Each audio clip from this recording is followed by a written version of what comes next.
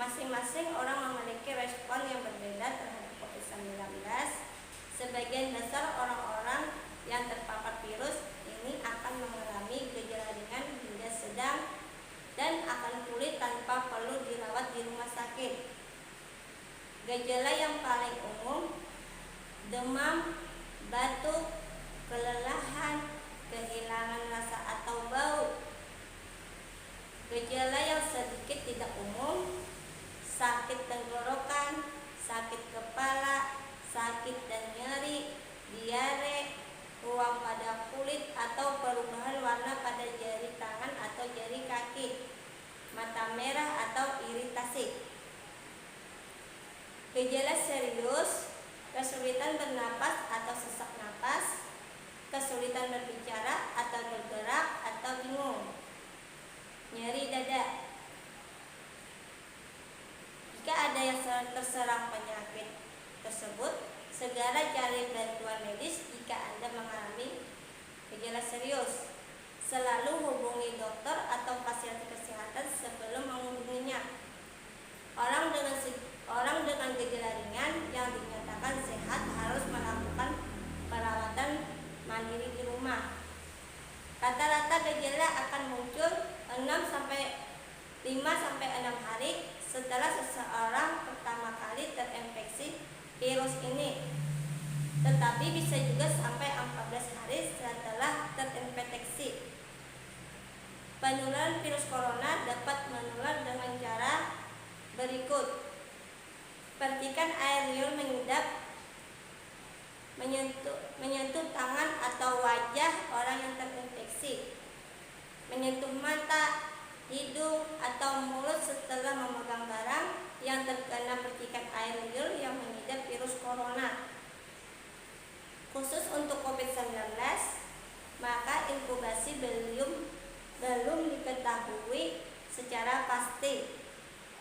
Namun, rata-rata gejala yang timbul setelah 2-14 hari setelah virus pertama masuk ke dalam tubuh.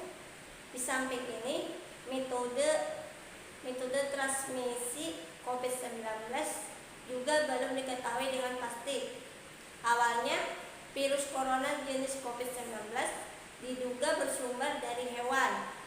Virus corona COVID-19 merupakan virus yang beredar pada beberapa hewan, termasuk unta, kucing, dan kelelawar. Sebenarnya virus ini jarang sekali berevolusi dan menginfeksi manusia dan menyebar ke individu lainnya. Namun, kasus di Tiongkok kini menjadi bukti nyata kalau virus ini bisa menyebar dari hewan ke manusia. Bahkan, kini penularannya bisa dari manusia ke manusia. Berikut beberapa contoh dampak virus COVID-19 terhadap kehidupan. 1. Dampak pada masyarakat. Awal mula kasus COVID-19 di Indonesia membuat banyak warga takut sekaligus adalah karena virus ini sangat menular. Dampaknya terhadap masyarakat: pemakaian sosial ini harus dilakukan oleh pemerintah. Keluar rumah selalu memakai masker, menjaga jarak 1 meter dari satu sama lain, dan juga sering mencuci tangan sabun selama 20 detik. Kebiasaan baru ini harus kita terapkan untuk mengurangi penularan virus COVID-19. 2. Dampak terhadap ekonomi. Keuntungan yang diperoleh pelaku usaha mengalami penurunan akibat wabah COVID-19, baik dari sektor pariwisata maupun sektor penerbangan sepi akibat kebijakan sosial distancing. Di sektor industri pabrik, produksi juga mengalami penurunan akibat banyaknya karyawan yang di-PHK serta dipulangkan oleh perusahaan sehingga mengakibatkan banyak orang menganggur. Warung kecil juga diberikan kebijakan pemerintah yang biasanya buka dari jam 8 sampai 20 dikurangi jam buka sampai jam 8 sampai jam 15 WIB. Penggunaan uang digital untuk membeli barang karena uang kertas merupakan virus COVID-19 yang mudah menular, sehingga banyak orang menggunakan digital untuk menghindari penularan virus COVID-19. 3. Dampak pada pendidikan. Ketika wabah COVID-19 menyerang Indonesia, Kementerian Pendidikan dan Kebudayaan menyatakan bahwa sekolah atau bidang pendidikan lainnya menyelenggarakan sistem pembelajaran jarak jauh atau online, yang kini bisa disebut school from home.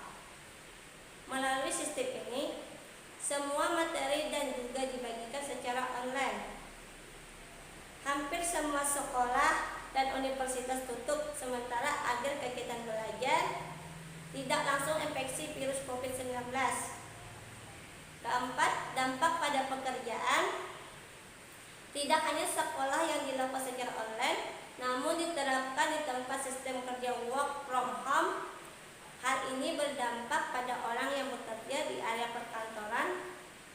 Kadang-kadang pekerjaan kantoran memiliki jadwal piket sehingga saat di area kerja tidak banyak orang yang berkerumun dan juga dapat memutus rantai penyebaran virus. 5. Dampak pada politik. Dalam sistem pemerintahan banyak terjadi perubahan selama pandemi COVID-19. Pandemi COVID-19 telah mempengaruhi sistem politik beberapa yang menyebabkan penanggulangan kegiatan legislatif, isolasi atau kematian beberapa negara, dan menjadwalkan ulang karena penyebaran virus. Untuk mencegah penyebaran COVID-19, selalu jaga jarak aman dari orang lain, minimal 1 meter meskipun mereka tidak tampak sakit. Kenakan masker di ruang publik, terutama di dalam ruang atau jika pembatasan fisik tidak dimungkinkan. Sebaiknya pilih ruang terbuka dan berventilasi baik, bukan jendela jika berada di dalam ruangan. Cuci tangan Anda secara rutin, gunakan sabun dan air atau cairan bersih tangan berbahan alkohol. Ikuti vaksinasi ketika giliran Anda. Ikuti panduan setempat terkait vaksinasi. Saat batuk atau bersin, tutup mulut dan hidung Anda dengan lengan atau tisu.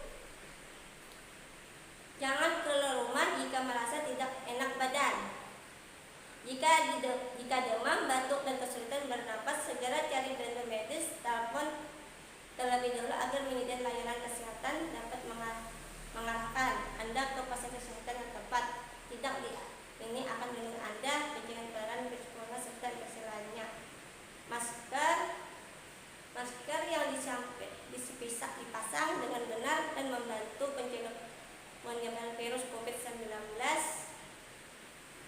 Jika penyebaran virus COVID dari orang yang menggunakan ke orang lain, menggunakan masker saja tidak cukup untuk melindungi diri dari COVID-19, sehingga harus dikombinasikan dengan pembatasan fisik dan kebersihan tangan. Ikuti saran yang diberikan oleh otoritas kesehatan setempat. Demikian uraian yang dapat saya sampaikan, semoga bermanfaat bagi kita. Mohon maaf yang sebenar-benarnya atas segala kekurangan saya. Wabillahi taufiq wal hidayah. Wassalamualaikum warahmatullahi wabarakatuh.